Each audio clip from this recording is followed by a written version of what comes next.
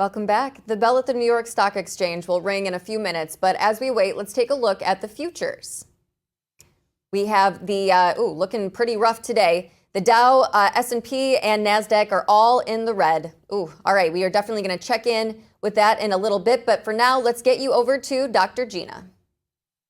All right, it's time for our daily dose of dollars and common sense. Joining us now with what you need to know to keep your money in your wallet where it belongs is the founder of Stormwall Advisors, Michael Wilkerson. Good morning, Michael. How are you? Happy almost Dr. New Year.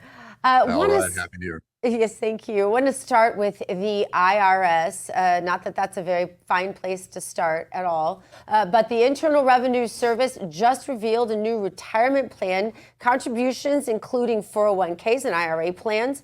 What should we know about this as we go into the new year? Because usually when the IRS says something, not many people listen, Michael.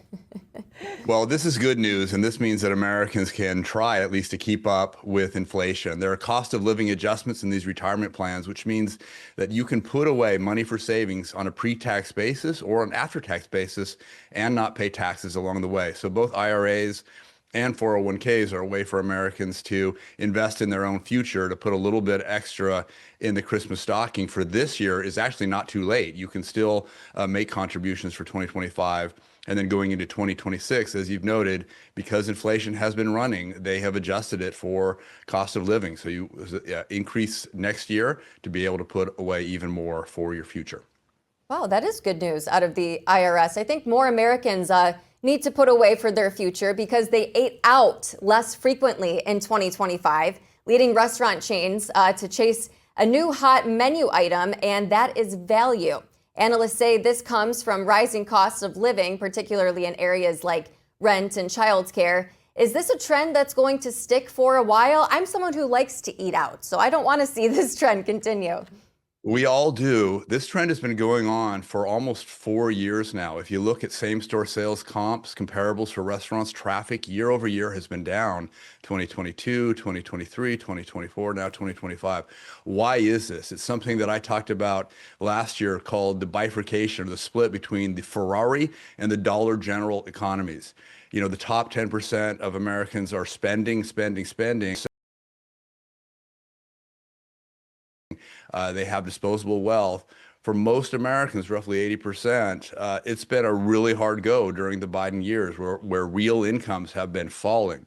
We're starting to see that change a bit in 2025, but the real issue is that if there's prosperity in this country, it has to be Main Street, not just Wall Street. Everyone needs to benefit so we can all enjoy being able to go out to these restaurants that we know and love. Yeah, it's interesting when you talk, Michael, about Main Street, because that involves cultural trends, right? And one big cultural trend, regardless of the traction it is or isn't getting at the moment from a policy standpoint, is MAHA, Making America Healthy Again. I know yesterday I tried to look up on Grubhub. I wanted to order something healthy. You guys are going to laugh at this, but I was craving Chinese food, but I wanted organic, no food dyes, no MSG, right? No seed oils. I wanted that kind of food. When you try to search organic food, it gives you a list of vegan and vegetarian options. I don't care about that. I love meat, but if I have meat, I want it to be hormone-free. I want it to be grass-fed, right? Farm-raised, all the rest of it. That's not an option really out there. And for that reason, I find myself cooking at home a lot more than I did last year. How much is that contributing to the shifts taking place in our economy? But more importantly, what are your predictions there? There's no doubt. And Dr. Gina, you're looking for the menu unicorn, which we're not sure it exists. We're all trying to find something like that to be able to enjoy healthy, high quality food at a reasonable price. Mm-hmm. It's very difficult. There's a trade-off between affordability and quality. And I do appreciate the MAHA effort and what they are trying to do. I do believe that as consumers are becoming more and more aware of some of the effects of ultra-processed foods, that they are going to pressure these restaurants, these chains, to improve the quality of their ingredients. And so I do think it's a trend, hopefully, that's here to stay. We need to find a way to make the value equation work, quality at an affordable price. Yeah, absolutely. Yeah. Michael, only about a minute left with you as we wait for the opening bell. I do want to talk about GM. General Motors stock is having its best year since the company bounced back from bankruptcy in 2009, with its new record even beating Tesla's high points. What's driving this surge for GM? Well, I love GM and the performance that they've done. Now, this is part of the Let's Make America Great Again story, the American renewal and renaissance, a company that was really struggling for a very long time. I'm very familiar with this story from the global financial crisis.